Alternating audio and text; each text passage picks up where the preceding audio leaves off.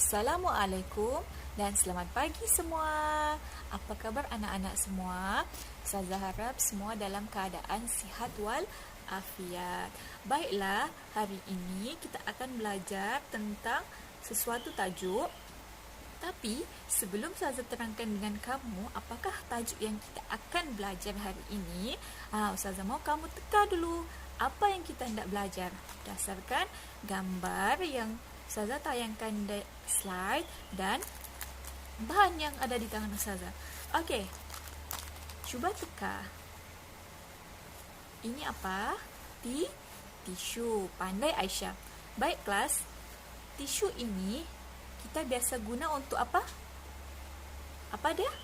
Baiklah, pandai Aiman. Biasa tisu ini kita guna untuk lap peluh ataupun kita guna untuk lap ingus. Lagi selain itu untuk apa? Macam dalam gambar tu. Untuk apa tisu itu diguna? Untuk apa? Okey, pandai untuk membersihkan najis. Salah satunya adalah kegunaan tisu. Selain kita untuk lap peluh, lap ingus, kita juga boleh gunakan untuk membersihkan najis. Pandai murid semua. Okey, hari ini Ustazah mau kamu tengok slide yang Ustazah tunjukkan. Apa yang kamu rasa kita akan belajar hari ini berdasarkan gambar yang Ustazah tunjukkan tadi dengan tisu yang Ustazah pegang ni? Apa yang kita akan belajar? Apa dia? Pandai Aisyah. Baiklah, hari ini kita akan belajar tentang istinja. Okey. Apa dia tu istinja? Siapa boleh terangkan dengan Ustazah apa yang kamu faham tentang istinja? Apa? Okey, pandai Akil. Istinja adalah menghilangkan najis yang terdapat pada kemaluan selepas membuang air kecil ataupun air besar. Okey, pandai kelas. Okey, selepas itu Ustazah mau cuba kamu bagi tahu dengan Ustazah apakah dia hukum istinja. Siapa boleh jawab? Apakah hukum istinja? Istinja ni wajib ke, sunat ke, harus ke, apakah? Cuba siapa boleh jawab? Teka. Apa dia? Pandai Aisyah, iaitu hukum istinja adalah wajib sebagaimana sabda Rasulullah sallallahu alaihi wasallam. Okey, semua tengok slide, ikut dengan Ustazah baca ya. An Anas radhiyallahu anhu qala Nabi sallallahu alaihi wasallam tanzihu minal qubul fa in amatu azabal qabri minhu. Maksudnya, daripada Anas berkata, sabda Rasulullah sallallahu alaihi wasallam, bersihkan dirimu selepas membuang air kecil. Sesungguhnya banyak azab kubur kerananya. Baiklah, semua sudah tahu kan hukum istinja adalah wajib. Jadi kalau kita lepas buang air besar, buang air kecil, katakanlah kamu tidak bersihkan kan, kotor kan, bau kan, busuknya tu kalau kamu tak kasih bersih, jadi kita kena bersihkan. Sebab itulah dalam Islam hukum istinja itu adalah wajib. Faham sudah semua? Okey, kalau ada yang tak faham nanti boleh tanya dengan Ustazah ya. Seterusnya adalah kita akan belajar tentang alat-alat istinja. Baik kelas, seperti yang kamu lihat dalam slide yang ada depan kamu, alat-alat istinja itu terbahagi kepada berapa? Pandai Aiman. Okey, alat istinja terbahagi kepada dua. Pertama iaitu air mutlak. Okey.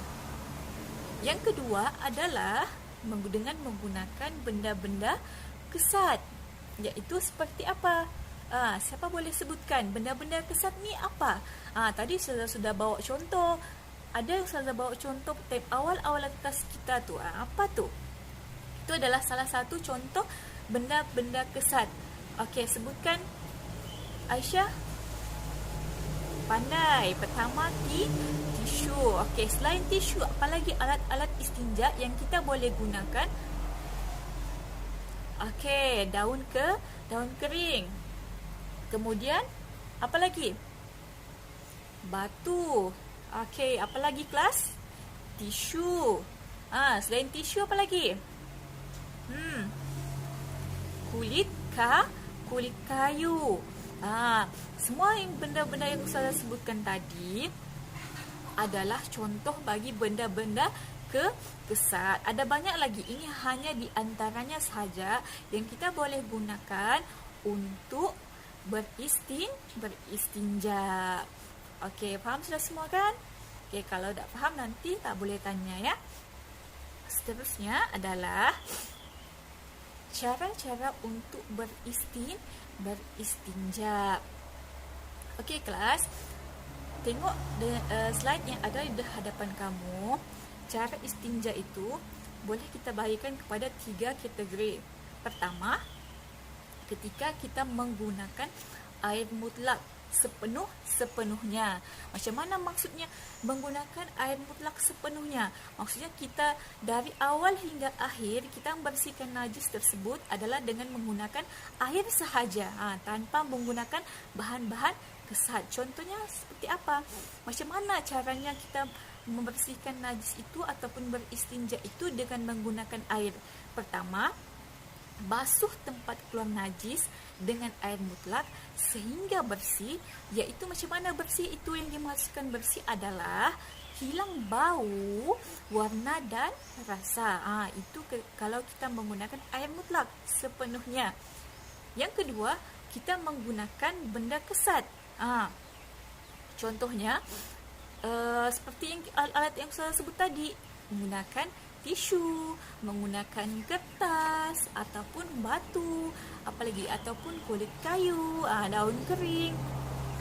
Okey, biasa kita gunakan benda-benda ini ketika kita tidak ada air. Ketika di rumah kita misalkan ataupun di suatu tempat yang kita pergi itu masih ada air, kita wajib guna air dulu.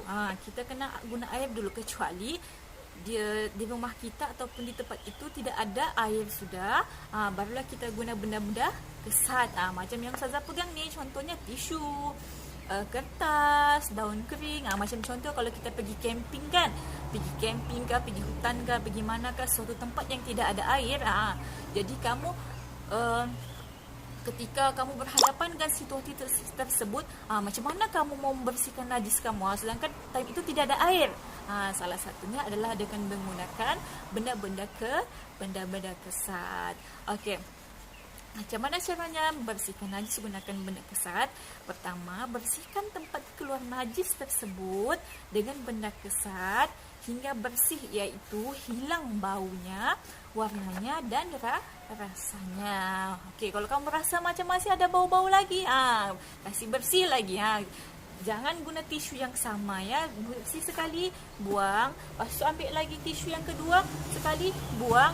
Sampailah ketiga kali. Jangan kamu guna balik benda yang bahan yang kamu sudah guna tu. Tisu pertama yang kamu sudah guna tu kamu lap, lepas tu lap lagi balik, lap lagi. Itu tidak boleh, itu kotor. Bukan begitu caranya. Dia kena 3 kali sapuan dengan menggunakan bahan yang baru. Okey kelas, faham di situ? Setakat situ faham? Okey, kalau ada yang tak faham boleh tanya lagi ya. Seterusnya, macam mana kita menggunakan benda kesat itu? Bersihkan tempat keluar najis dengan benda kesat hingga bersih, iaitu hilang bau, warna dan rasa. Sama juga seperti air mutlak tadi. Kalau kita membersihkan tu kena juga hilang baunya, warnanya dan rasanya.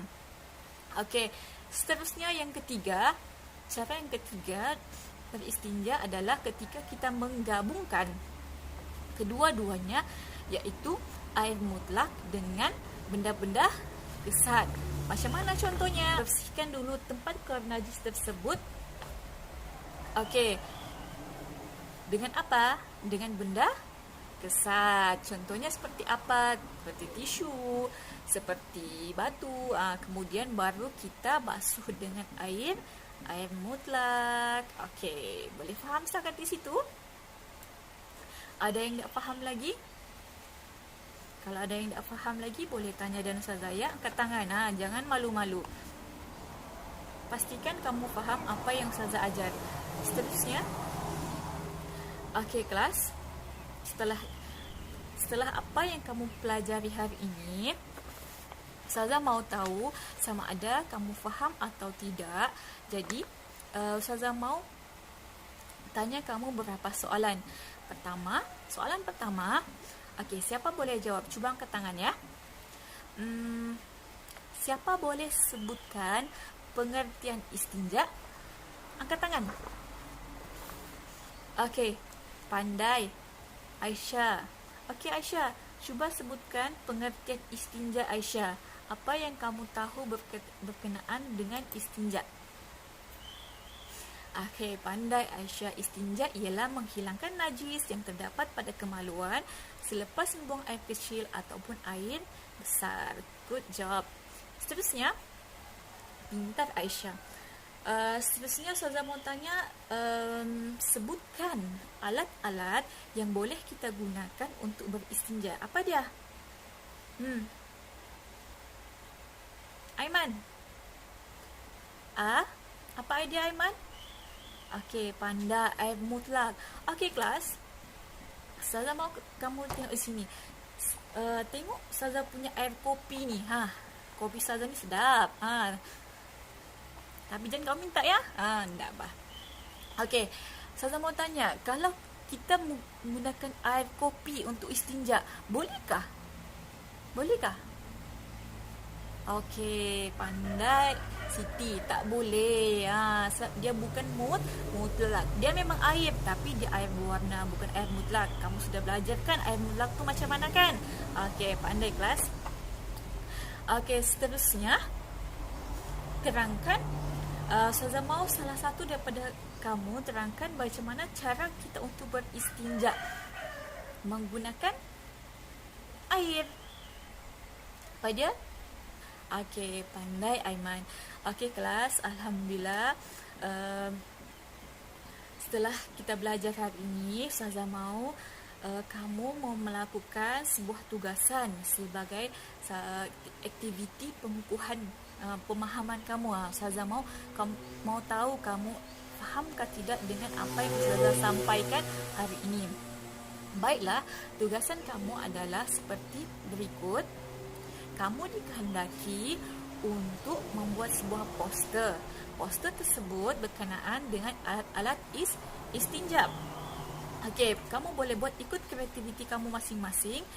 Boleh guna kertas warna, boleh guna pensel warna, boleh guna apa-apalah. Kamu boleh guna bahan asli yang penting Ustazah mau kamu buat suatu poster dan nyatakan di situ alat-alat yang boleh digunakan untuk istinja. Baik kelas, Ustazah tunggu ya kamu punya hasil kerja. Jangan lupa hantar nanti. Baiklah, sekian sahaja kelas kita hari ini. Ustazah harap semua murid dapat faham apa yang Ustazah ajarkan, dan sekiranya kamu tidak faham ataupun kurang faham atau ada apa masalah yang kamu ingin tanyakan, kamu boleh tanya dan Ustazah, boleh kontak dan Ustazah, boleh WhatsApp ke apakah. Okey, itu sahaja. Semoga jumpa lagi. Jaga kesihatan. Assalamualaikum. Nama saya Muhammad Afayan bin Muhammad Isyam.